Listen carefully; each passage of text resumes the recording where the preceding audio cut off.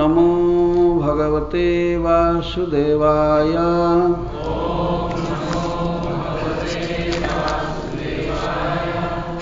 अथेन्द्रो वज्रमुद्यम्य निर्मितं विश्वकर्मणा मुनेः शक्तिभिरुत्सिक्तो भगवत्तेजसान्वितः वृतो देवगणैः सर्वैः गजेन्द्रोपर्यशोभत स्तूयमानो मुनिगणैः त्रैलोक्यं हर्षयन्निव।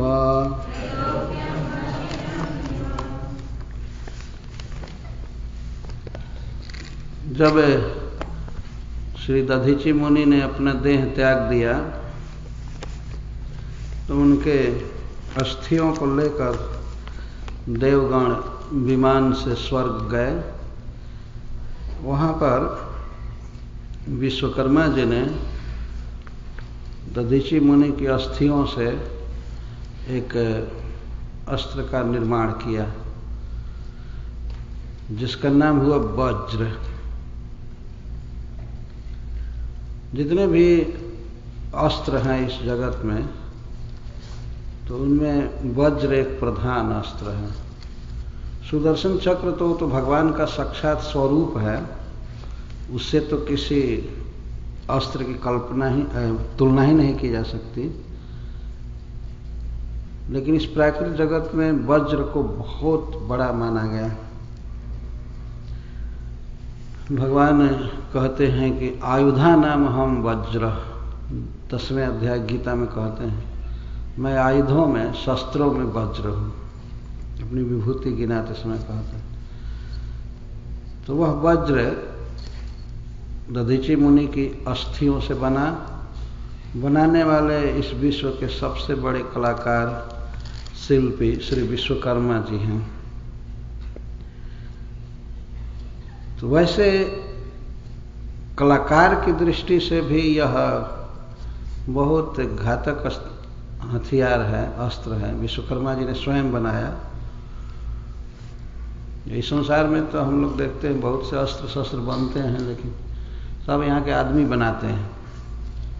लेकिन ये देवताओं के शिल्पी, सबसे बड़े कारीगर।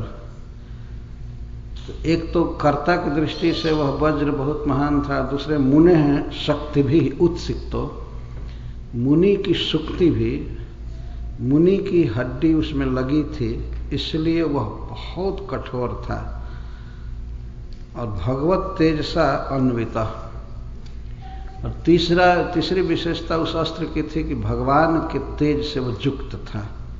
भगवत तेजसा अन्विता युक्त, भगवान का तेज उस अस्त्र में था।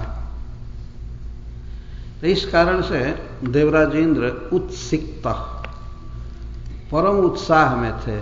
वही इंद्र तथा देवता जो वृत्रासुर के भय से रो रहे थे, भगवान की शरण लिए थे, परंतु जब भगवान के निर्देशन के अनुसार वज्र बन गया तो देवराज इंद्र का उत्साह 100 गुना बढ़ गया। हाथ में वे वज्र लिए और समस्त देवताओं के साथ हो लिए तथा ऐरावत हाथी पर सवार हुए। गजेंद्र ऊपरी अशोभत, गजेंद्र के ऊपर चढ़कर सुंदर लगने लगे, शोभने लगे, सुशोभित होने लगे। ऐरावत को गजेंद्र कहते हैं। भगवान ने कहा है कि हाथियों में मैं ऐरावत हूँ। ऐरावत समुद्र मंथन से उत्पन्न हुआ था, और जब असुरों में और देवताओं में बंटवारा हो रहा था धन का, जो समुद्र से उत्पन्न होता था धन, तो उस समय टर में इंद्र का आया था। इस समुद्र से जो कुछ भी उत्पन्न होता था दैत्य लोग कहते थे हम लेंगे। तो पहले से ही ये प्लान बनाए थे कि जो कुछ भी उत्पन्न होगा हम लेंगे, अमृत भी हम ही अकेले पी जाएंगे। लेकिन भगवान वहाँ पर थे, इसीलिए वे बीच बीच में कंप्रोमाइज कराते थे, नहीं धैर्य रखे। सबसे पहले विष निकला समुद्र से तो वो तो कोई नहीं लिया, वो सब छोड़ छाड़ करके भाग गए तो विष गया शिव जी के हिस्सा में। एक कवि ने कहा है कि दुनिया कितनी स्वार्थी होती है। जब पॉइजन निकला समुद्र से, समुद्र व्यापी विष, तो सब देवता और दानव समुद्र मंथन करना छोड़कर भाग गए और जाकर शिव जी से विनय किए कि आप हमें बचाइए। तो भगवान शिव विश्वव्यापक विष को हथेली पर कर कर पी गए। तो जब विष उत्पन्न हुआ तो देवता जा करके विनय किए कि हमें बचाइए, तो शिव जी विष पी गए। लेकिन जब अमृत उत्पन्न हुआ तो देवता लोग शिव जी को इनवाइट तक नहीं किए कि आइए इसमें से भी एक आध बूंद पी लीजिए इतने लोग स्वार्थी होते। याद करना चाहिए था ना कि शिव जी हमारी रक्षा किए हैं, तो इस लाइन में उनको भी बैठा, और उनको भोग लगा कर खाना चाहिए था, लेकिन नहीं दिए। फिर भी भगवान शिव आज तक कंप्लेन नहीं किए कि हमको ये लोग कुछ नहीं दिए। उनको क्या अभाव है कि वो कहेगी। अच्छा, विष उत्पन्न हुआ तो कौन कौन वस्तु कैसे कैसे उत्पन्न हो रही थी, श्रीमद् भागवत में इसका वर्णन है। जो भी उत्पन्न होता था तो ये कहते थे हम लेंगे। असुरों का यह स्वभाव, उच्चैःश्रवा घोड़ा निकला तो बलि ने कहा, बलि महाराज ने कहा कि मैं लूंगा। उसमें असुरों के लीडर वही थे। वे भगवान के भक्त थे, परंतु जाति की दृष्टि से देवताओं से उनकी लड़ाई थी तो भगवान ने कहा, इंद्र को संकेत किया, ठीक है ले लेने दो, क्योंकि इसके बाद दूसरा टर्म बहुत अच्छा आ रहा है तो जब ऐरावत हाथी निकला तब भी असुरों ने कहा हम लेंगे। भगवान ने कहा कि आखिर एक तरफ तो ये मथ रहे हैं ना, इनका कुछ होता है कि नहीं, इनको ले लेने दो, ये तुम्हारी बारी नहीं है, इंद्र की बारी। तो इंद्रदेव ऐरावत हाथी लिए, सबसे महान हाथी, बल में सब तरह से। तो उस गजेंद्र के ऊपर देवराज इंद्र बहुत सुंदर लग रहे थे और बड़े उत्साह से चले वृत्रासुर का वध करने के लिए। वृत्रासुर उस समय समग्र असुरों की सेना से युक्त था। एक तो अपने आप में वो महाशक्तिशाली था, परंतु उसके साथ जितने भी असुर सेनापति थे सब आ गए थे, ऐसा वर्णन है भागवत में। उनके नाम आएंगे आगे। तो देवराज इंद्र के साथ समस्त देवता थे और मुनिगण देवराज इंद्र की स्तुति कर रहे थे, बहुत प्रशंसा कर रहे थे कि धन्य है आप, इस विश्व का पालन करते हैं और आप अपनी भक्ति से भगवान को भी प्रसन्न कर लिए और भगवान के निर्देशन से आपको वज्र मिला है, निश्चित आप विजयी होंगे। वे लोग आशीर्वाद दे रहे थे, मुनि लोग देवराज इंद्र को गुण गा रहे थे। तो समस्त देवताओं के साथ देवराज इंद्र चले हैं वृत्रासुर से लड़ने के लिए, जबकि वृत्रासुर अन्य सारे अस्त्र शस्त्रों को खा गया था। जितना भी अस्त्र शस्त्र बना ये नया बना था देवताओं की ओर से। तो चले, तो ऐसा लग रहा था जैसे त्रिलोक्यम हर्षयन् इव, तीनों लोगों को हर्षित करते हुए से।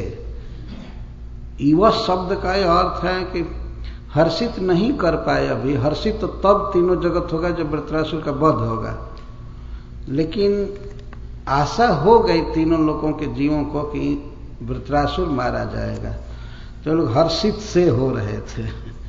हर्षयन् इव, लगता था कि सब लोग प्रसन्न हैं, पर वास्तविक प्रसन्नता वृत्रासुर की हत्या के बाद होगी।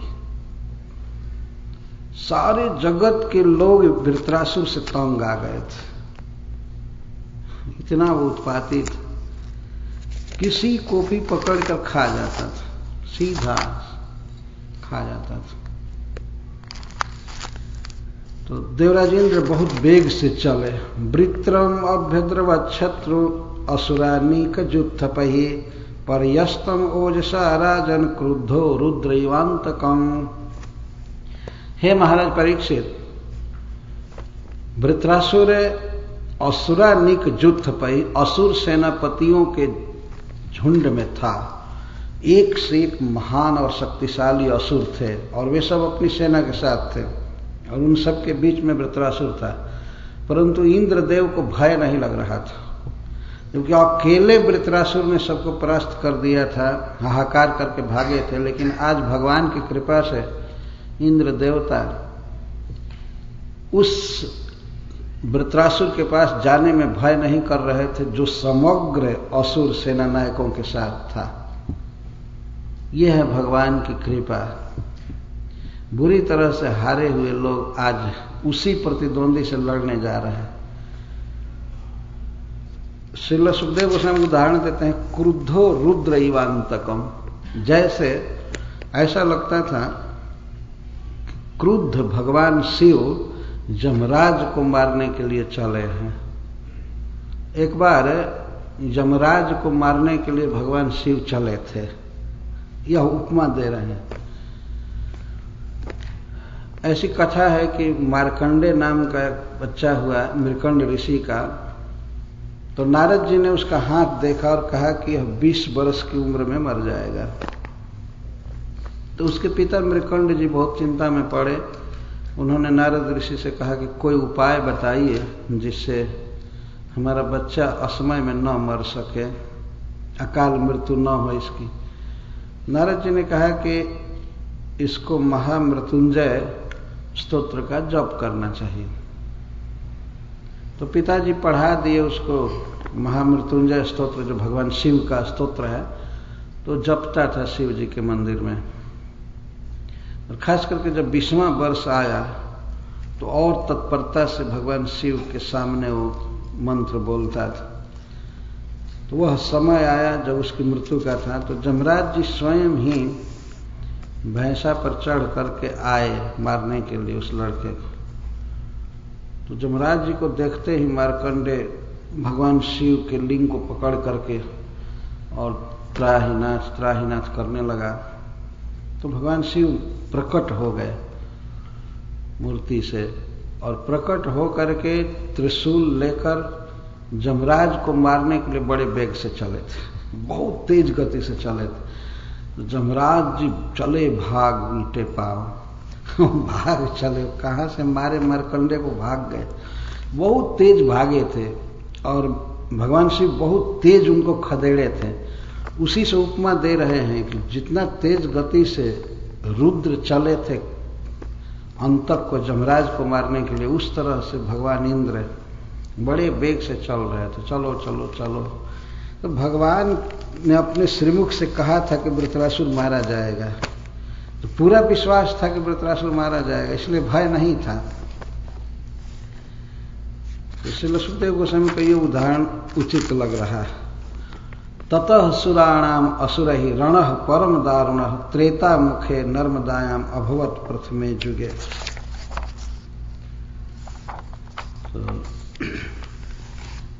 उस समय देवताओं का असुरों के साथ महाभयानक युद्ध हुआ।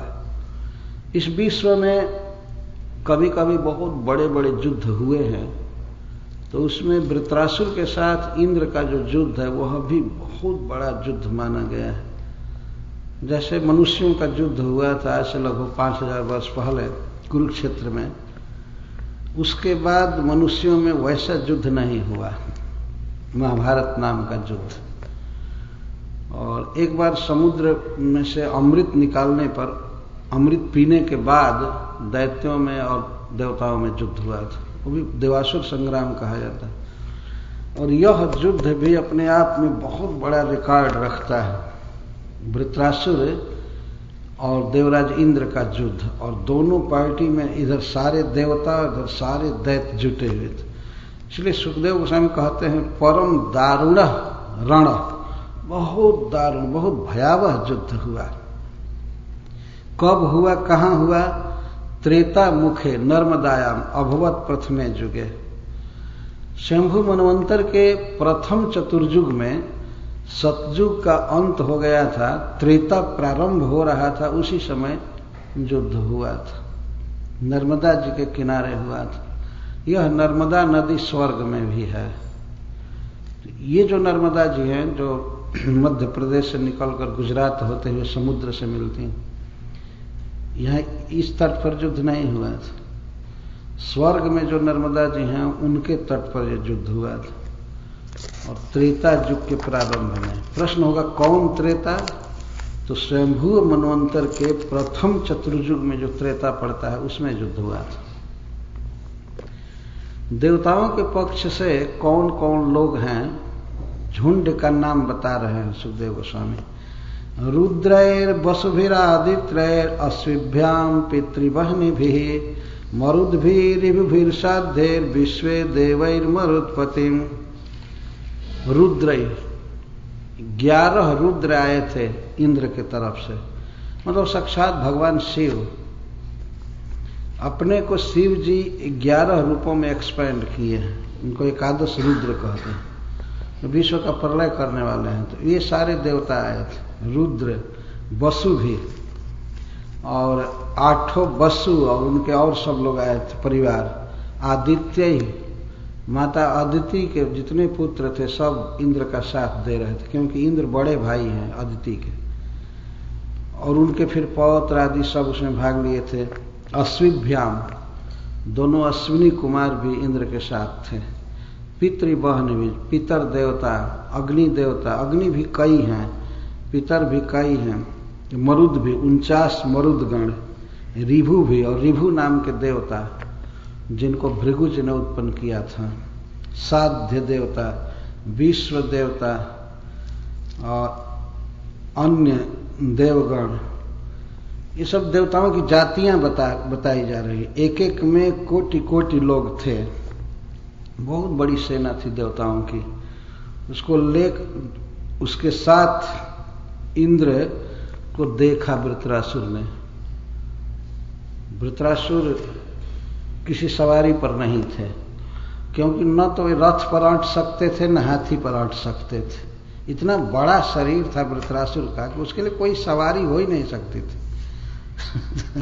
वो खड़ा युद्ध करते थे, हाथ में त्रिशूल लेकर के जब खड़ा होते थे तो ऐसा लगता था कि काजल का पहाड़ खड़ा है, बहुत काला शरीर, भयावह। तो कौन रथ ऐसा था कि इतना बड़ा रथ कौन बना सकता था जिस पर वो खड़ा हो सके, बैठ सके। अब मान लीजिए कोई पहाड़ को ही, पूरा माउंटेन को किसी रथ पर रखना चाहे तो कैसे रखेगा? या हाथी पर रख सके, हाथी तो पैर देते ही पिछल कर मर जाएगा। रावत पर भी पैर रख देते तो मर जाता है। तो उनके लिए सवारी कोई नहीं था, पर इंद्रदेव हाथी पर सवार थे, वृत्रासुर पैदल थे, लेकिन वो बहुत तेज चलते थे। एक कदम में वो कई माइल जा सकता था वृत्रासुर, इतना बड़ा उसका पैर था, चाहे शरीर सब, इसलिए वो सवारी पर नहीं थे। तो वृत्रासुर ने देख लिया इंद्र को कि बड़े वेग से इंद्र आ रहे हैं विशाल पलटन को लेकर के, और देख लिए वृत्रासुर। सुखदेव जी वर्णन करते देखे कि एकादश रुद्र हैं, वसु हैं, आदित्य, अश्वी, पितृ, बहनी, मरुद, रिभु, साध्य, विश्वदेवा, सभी देवता हैं, और सबके साथ मरुत्पति, सबके साथ इंद्र हैं। वृत्रासुर ने ध्यान से देखा कि अपने तेज से देवराज इंद्र चमक रहे हैं। पहले जो इनके भय से सामने से भाग गए थे लोग प्राण बचाने के लिए, आज आ गए और बड़े उत्साह में। दृष्टवा वज्र धर्म शक्रम, और वृत्रासुर ने देखा कि देवराज इंद्र अपने हाथ में वज्र लिए। वृत्रासुर को इस बात का पूरा पता था कि मेरे वध के लिए दधीची मुनि की अस्थियों से विश्वकर्मा ने अस्त्र बनाया है। क्योंकि पहला जो अस्त्र था सब तो खा गए थे, नया अस्त्र लेकर के देवराज इंद्र है। नया नया अस्त्र था, चमक रहा था। दधीची मुनि की तपस्या थी और देवराज इंद्र भी चमक रहे थे। दृष्टवा वज्र धर्म शक्रम,